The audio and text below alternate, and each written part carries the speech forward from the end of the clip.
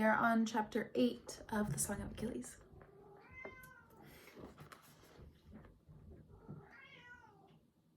By breakfast, everyone knew he was gone.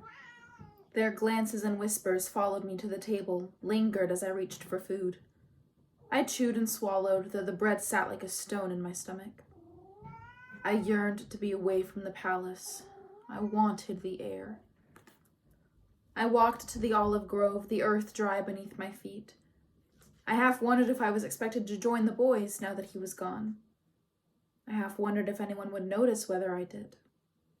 I half hoped they would. Whip me, I thought. I could smell the sea. It was everywhere, in my hair, in my clothes, in the sticky damp of my skin. Even here in the grove, amidst the must of leaves and earth, the unwholesome, salty decay still found me. My stomach heaved a moment, and I leaned against the scabbed trunk of a tree. The rough bark pricked my forehead, steadying me. I must get away from this smell, I thought.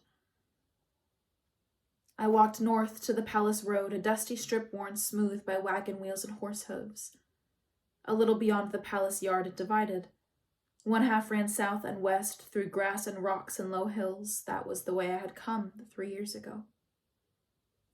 The other half twisted northwards toward Mount Othryth and then beyond to Mount Pelion. I traced it with my eyes. It skirted the wooded foothills for some time before disappearing within them. The sun bore down on me, hot and hard in the summer sky, as if it would drive me back to the palace. Yet I lingered. I had heard they were beautiful, our mountains, pears and cypress and streams of just melted ice. It would be cool there and shaded, far away from the diamond-bright beaches and the flashing of the sea. I could leave. The thought was sudden, arresting. I had come to the road meaning only to escape the sea, but the path lay before me and the mountains and Achilles. My chest rose and fell rapidly as if trying to keep pace with my thoughts. I had nothing that belonged to me, not a tunic, not a sandal. They were Peleus's all. You don't need to pack, even. Only my mother's lyre, kept in the wooden chest within the inner room, stayed me. I hesitated a moment, thinking I might try to go back to take it with me.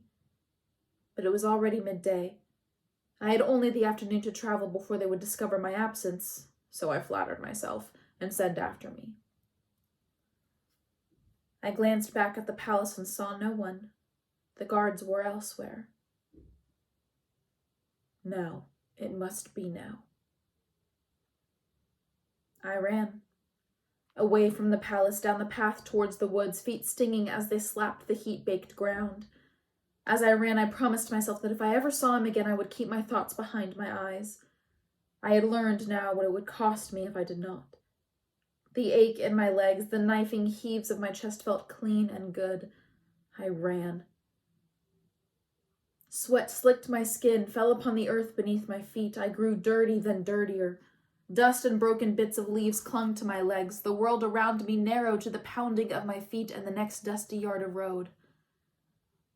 Finally, after an hour, 2, I could go no farther. I bent over in pain, the bright afternoon sun wavering to black, the rush of blood deafening in my ears. The path was heavily wooded now on both sides, and Peleus's palace was a long way behind me. To my right loomed Othryth, with Pelion just beyond it. I stared at its peak and tried to guess how much farther. 10,000 paces, 15. I began to walk. Hours passed. My muscles grew wobbly and weak, my feet jumbled together. The sun was well across the zenith now, hanging low in the western sky. I had 4, perhaps 5 hours until the dark, and the peak was as far as ever. Suddenly I understood. I would not reach Pelion by nightfall. I had no food, nor water, no hope of shelter. I had nothing but the sandals on my feet and the soaked tunic on my back.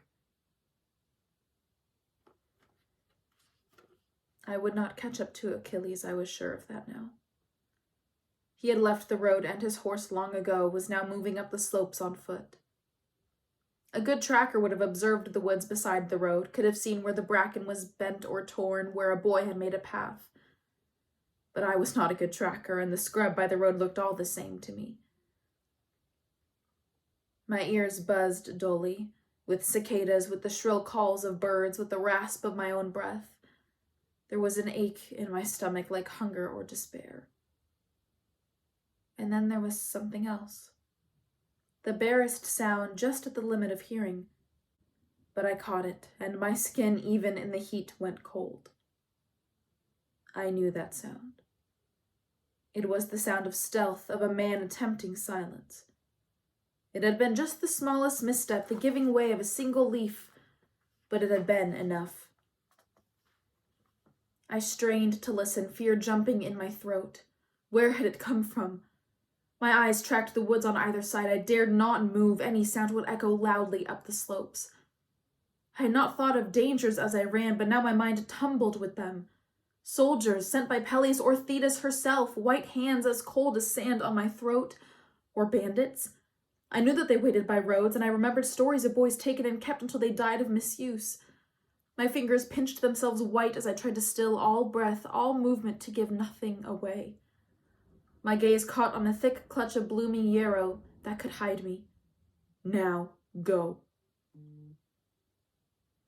There was movement from the woods at my side, and I jerked my head towards it. Too late. Someone struck me from behind, throwing me forward.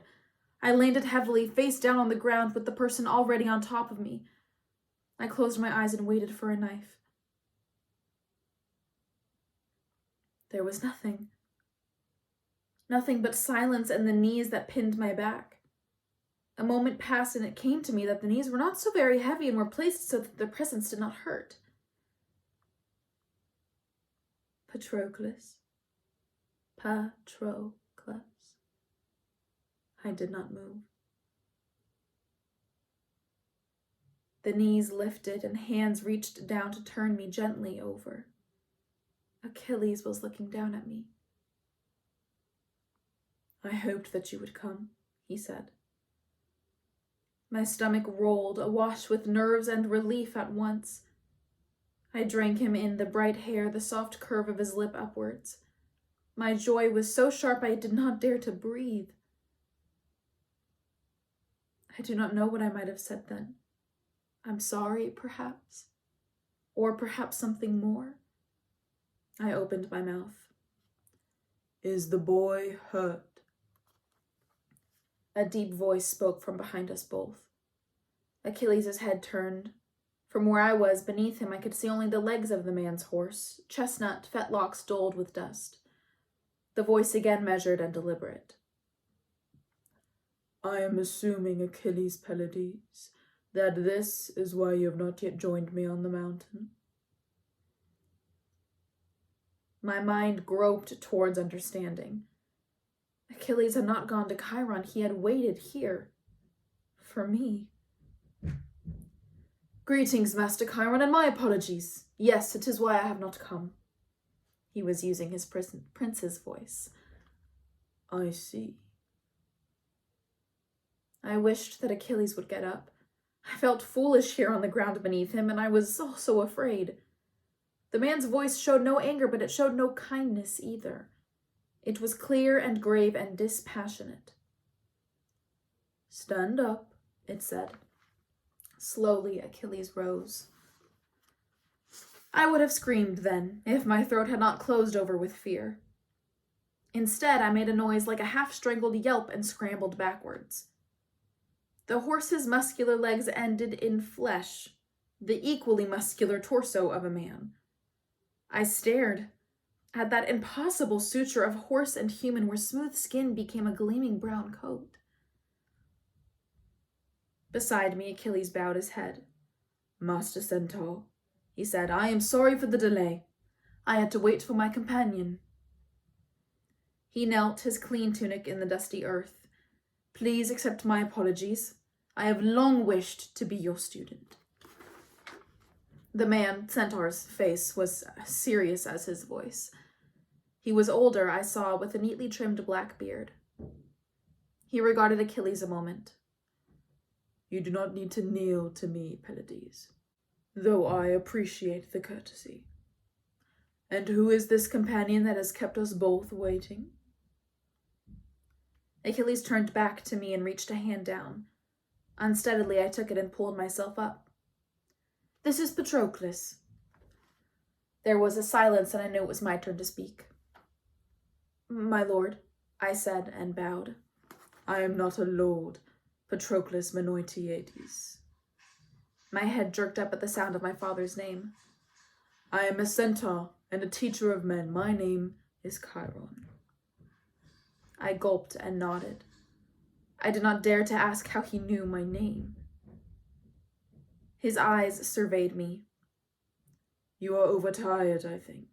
You need water and food, both. It is a long way to my home on Pelion, too long for you to walk, so we must make other arrangements." He turned then, and I tried not to gawk at the way his horse legs moved beneath him. "You will ride on my back," the centaur said. "I do not usually offer such things on first acquaintance, but exceptions must be made." He paused. "You have been taught to ride, I suppose?" We nodded quickly. "That is unfortunate. Forget what you learned. I do not like to be squeezed by legs or tugged at. The one in front will hold on to my waist, the one behind will hold on to him. If you feel that you are going to fall, speak up." Achilles and I exchanged a look, quickly. He stepped forward. "How should I?" "I will kneel." His horse legs folded themselves into the dust. His back was broad and lightly sheened with sweat. "Take my arm for balance," the centaur instructed. Achilles did, swinging his leg over and settling himself. It was my turn. At least I would not be in front, so close to that place where skin gave way to chestnut coat. Chiron offered me his arm, and I took it. It was muscled and large, thickly covered with black hair that was nothing like the color of his horse half. I seated myself, my legs stretched across that wide back almost to discomfort. Chiron said, "I will stand now." The motion was smooth, but still I grabbed for Achilles. Chiron was half as high again as a normal horse, and my feet dangled so far above the ground it made me dizzy. Achilles' hands rested loosely on Chiron's trunk. "You will fall, so hold on tightly," the centaur said. My fingers grew damp with sweat from clutching Achilles' chest. I dare not relax them even for a moment. The centaur's gait was less symmetrical than a horse's, and the ground was uneven. I slipped alarmingly upon the sweat-slick horsehair. There was no path I could see, but we were rising swiftly upwards through the trees, carried along by Chiron's sure, unslowing steps. I winced every time a jounce caused my heels to kick into the centaur's sides. As we went, Chiron pointed things out to us in that same steady voice. "There is Mount Othrys. The cypress trees are thicker here on the north side, you can see. This stream feeds the Apidanus River that runs through Thea's lands." Achilles twisted back to look at me, grinning. We climbed higher still, and the centaur swished his great black tail, swatting flies for all of us. Chiron stopped suddenly, and I jerked forward into Achilles' back. We were in a small break in the woods, a grove of sorts, half encircled by a rocky outcrop. We were not quite at the peak, but we were close, and the sky was blue and glowing above us. "We are here." Chiron knelt, and we stepped off his back a bit unsteadily. In front of us was a cave, but to call it that is to demean it, for it was not made of dark stone, but pale rose quartz. "Come," the centaur said. We followed him through the entrance, high enough so that he did not need to stoop. We blinked, for it was shadowy inside, though lighter than it should have been because of the crystal walls. At one end was a small spring that seemed to drain away inside the rock. On the walls hung things I did not recognize, strange bronze implements. Above us, on the cave's ceiling, lines and specks of dye shaped the constellations and the movements of the heavens. On carved shelves were dozens of small ceramic jars covered with slanted markings. Instruments hung in one corner, lyres and flutes, and next to them tools and cooking pots. There was a single human-sized bed, thick and padded with animal skins made up for Achilles. I did not see where the centaur slept. Perhaps he did not. "Sit now," he said. It was pleasantly cool inside, perfect after the sun, and I sank gratefully onto one of the cushions Chiron indicated. He went to the spring and filled cups, which he brought to us. The water was sweet and fresh. I drank as Chiron stood over me. "You will be sore and tired tomorrow," he told me, "but it will be better if you eat." He ladled out stew, thick with chunks of vegetable and meat, from a pot simmering over a small fire at the back of the cave. There were fruits, too, round red berries that he kept in a hollowed outcropping of rock. I ate quickly, surprised at how hungry I was. My eyes kept returning to Achilles, and I tinkled with the giddy buoyancy of relief. I have escaped. With my new boldness, I pointed to some of the bronze tools on the wall. "What are those?" Chiron sat across from us, his horse legs folded beneath him. "They are for surgery," he told me. Surgery? It was not a word I knew. "Healing. I forget the barbarities of the Low Countries." His voice was neutral and calm, factual. "Sometimes a limb must go. Those are for cutting, those for suturing. Often by removing some, we may save the rest." He watched me staring at them, taking in the sharp, saw-toothed edges. "Do you wish to learn medicine?" I flushed. "I don't know anything about it." "You answer a different question than the one I asked." "I'm sorry, Master Chiron. I did not want to anger him. He will send me back." "There is no need to be sorry. Simply answer." I stammered a little. "Yes, I would like to learn. It seems useful, does it not?" "It is very useful," Chiron agreed. He turned to Achilles, who had been following the conversation. "And you, Pylades, would you also think medicine is useful?" "Of course," Achilles said. "Please do not call me Pylades. Here I am just Achilles." Something passed through Chiron's dark eyes, a flicker that was almost amusement. "Very well. Do you see anything you wish to know of?" "Those?" Achilles was pointing to the musical instruments, the lyres and flutes, and even 7-stringed kithara.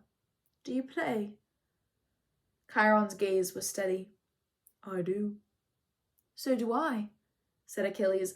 "I have heard that you taught Heracles and Jason, thick-fingered though they were. Is it true?" "It is." I felt a momentary unreality. He knew Heracles and Jason, had known them as children. "I would like you to teach me." Chiron's stern face softened. "That is why you have been sent here, so that I may teach you what I know." In the late afternoon light, Chiron guided us through the ridges near the cave. He had showed us where the mountain lions had their dens and where the river was, slow and sun-warm for us to swim. "You may bathe if you like." He was looking at me. I'd forgotten how grimy I was, sweat-stained and dusty from the road. I ran a hand through my hair and felt the grit. "I will too," Achilles said. He pulled off his tunic and, a moment after, I followed. The water was cool in the depths, but not unpleasantly so. From the bank, Chiron taught still. "Those are loaches, do you see? And perch. That is a vimba. You will not find it farther south. You may know it by the upturned mouth and the silver belly."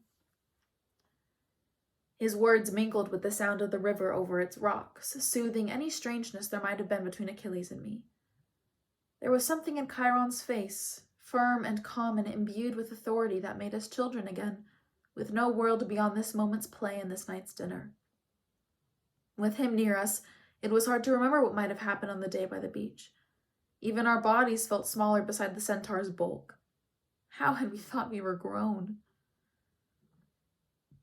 We emerged from the water sweet and clean, shaking our hair in the last of the sun. I knelt by the bank and used stones to scrub the dirt and sweat from my tunic. I would have to be naked until it dried, but so far did Chiron's influence stretch that I thought nothing of it. We followed Chiron back to the cave, our wrung-dry tunics draped over our shoulders. He stopped occasionally to point out the trails of hare and corncrakes and deer. He told us we would hunt for them in days to come and learn to track. We listened, questioning him eagerly. At Peleus' palace there had been only the dour lyre master for a teacher, or Peleus himself, half drowsing as he spoke. We knew nothing of forestry or the other skills Chiron had spoken of. My mind went back to the implements on the cave's wall, the herbs and tools of healing. Surgery was the word he had used. It was almost full dark when we reached the cave again. Chiron gave us easy tasks, gathering wood and kindling the fire in the clearing at the cave's mouth. After it caught, we lingered by the flames, grateful for their steady warmth in the cooling air. Our bodies were pleasantly tired, heavy from our exertions, and our legs and feet tingled comfortably as we sat. We talked about where we'd go tomorrow, but lazily, our words fat and slow with contentment. Dinner was more stew and a thin type of bread that Chiron cooked on bronze sheets over the fire. For dessert, berries with mountain-gathered honey. As the fire dwindled, my eyes closed in half-dreaming. I was warm, and the ground beneath me was soft with moss and fallen leaves. I could not believe that only this morning I had woken in Peleus' palace. This small clearing, the gleaming walls of the cave within, were more vivid than the pale white palace had ever been. Chiron's voice, when it came, startled me. I will tell you that your mother has sent a message, Achilles. I felt the muscles of Achilles' arms tense against me. I felt my own throat tighten. Oh? What did she say? His words were careful, neutral. She said that should the exiled son of Menoetius follow you, I was to bar him from your presence. I sat up, all drowsiness gone. Achilles' voice swung carelessly in the dark. Did she say why? She did not. I closed my eyes. At least I would not be humiliated before Chiron, the tale of the day at the beach told. But it was bare comfort. Chiron continued. I assume you knew of her feelings on the matter. I do not like to be deceived. My face flushed, and I was glad of the darkness. The centaur's voice sounded harsher than it had before. I cleared my throat, rusty and suddenly dry. I'm sorry, I heard myself say. It is not Achilles' fault. I came on my own. He did not know that I would. I did not think... I stopped myself. I hoped she would not notice. That was foolish of you. Chiron's face was deep in shadow. Chiron, Achilles began bravely. The centaur held up a hand. As it happens, the message came this morning before either of you arrived. So despite your foolishness, I was not deceived. You knew? This was Achilles. I would never have spoken so boldly. Then you have decided you will disregard her message? Chiron's voice held a warning of displeasure. She is a goddess, Achilles, and your mother besides. Do you think so little of her wishes?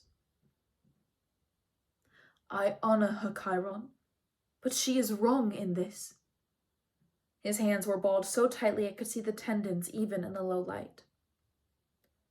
And why is she wrong, Pelides? I watched him through the darkness, my stomach clenching. I did not know what he might say. She feels that... He faltered a moment, and I almost did not breathe. That he is mortal and not a fit companion. Do you think he is? Chiron asked. His voice gave no hint of the answer. Yes. My cheeks warmed. Achilles, his jaw jutting, had thrown the word back with no hesitation. I see. The centaur turned to me. And you, Patroclus, you are worthy. I swallowed. I do not know if I am worthy, but I wish to stay. I paused, swallowed again. Please. There was silence. Then Chiron said, When I brought you both here, I had not decided yet what I would do. Thetis sees many faults, some that are and some that are not. His voice was unreadable again. Hope and despair flared and died in me by turns. She is also young and has the prejudices of her kind.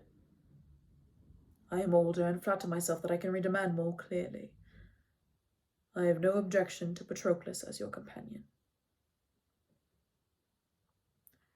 My body felt hollow in its relief, as if a storm had gone through. She will not be pleased, but I have weathered the anger of gods before. He paused. And now it is late and time for you to sleep.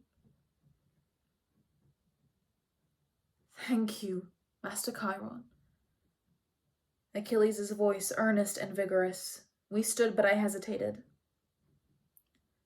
I just want... My fingers twitched towards Chiron. Achilles understood and disappeared into the cave. I turned to face the centaur. I will leave if there will be trouble. There was a long silence, and I almost thought he had not heard me. At last he said, Do not let what you gained this day be so easily lost. Then he bade me good night, and I turned to join Achilles in the cave. And that's the end of chapter 8.